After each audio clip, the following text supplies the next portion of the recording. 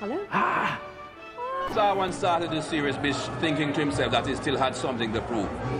He missed out on the last series because of injury, and there has been a speculation about whether he should have got the captaincy back or not. Sawan himself said he didn't care. He just wanted to play. And he now is showing everyone that captaincy or not, he has a role to play. And he has gone out there and scored the runs necessary because people know that he's a good player.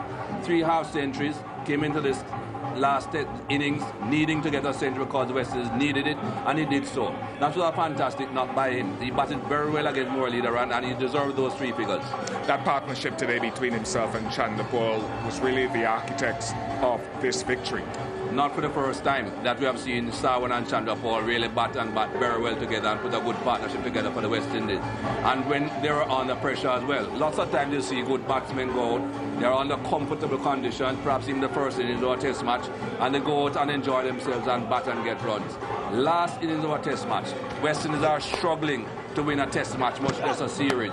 Chanderpaul and Sawan batting against 2 of the better bowlers in the world, one of the best spin bowlers ever to have played the game, and they went out there, applied themselves, looking to win a test match, pressure on, and they got the job done.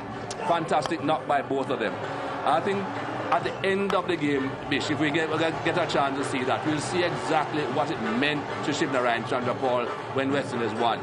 He ran down the wicket and jumped into the arms of Devon Smith. And this is a man that has played so many test matches, been playing with the West Indies for so long, and they have just drawn a series, not won a series. And you could still see what it meant to Shivnarine Chanderpaul, jumping into the arms of Devon Smith. Mikey, a lot of people might be looking on at this, particularly maybe from countries that have better winning records, and might be saying, it's a drawn series, but the excitement and the celebrations really are on the back as a result of what has gone before in the last, 8, 9, 10 years, isn't it? Just have a look at what happens when the winning runs were hit, as you were talking about. Well, celebrations in there, but Chanderpaul, that's what we're seeing the end part there when Chanderpaul is hugging Devon Smith. But he actually ran and jumped into his arms. I'm not too sure how Devon Smith didn't fall over. He enjoyed that, Chanderpaul, and as I said, it just shows you what it means to him. But yes, going back to the celebrations of the West Indies winning a test match, just drawing a series.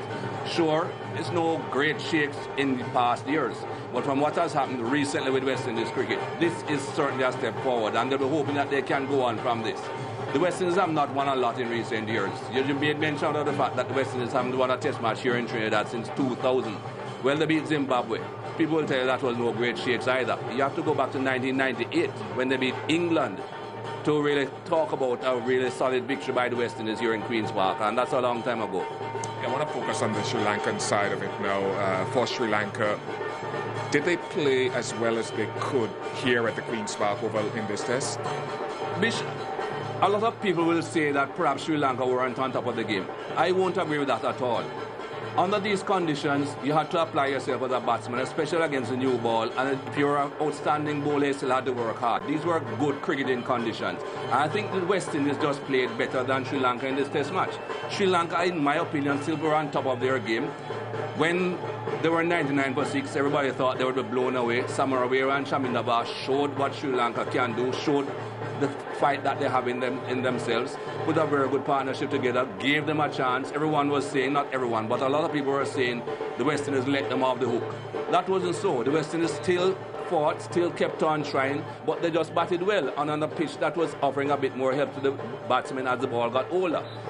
West Indies are going out to bat. They lose 3 reasonably early wickets, and then they fought back when the ball got a little bit older. It was just a matter of application, a matter of which team applied themselves better under the condition, and I think the West Indies did that. And the pitch itself, you've been talking about this pitch throughout the test match. It's still very much an enigma to everyone, even the people that put it down, because it's the first test match on the surface here at the Queen's Park Oval since being relayed. You'd have to say that it was good for cricket. Very good for cricket. The bowlers had a chance, the batsmen had a chance.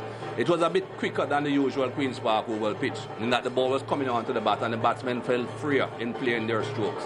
The 2 highest partnerships of the series, Bish, were in this test match, on a pitch that was still offering a lot more help to the bowlers than in Georgetown. But people who can bat will still get runs. Good pitch for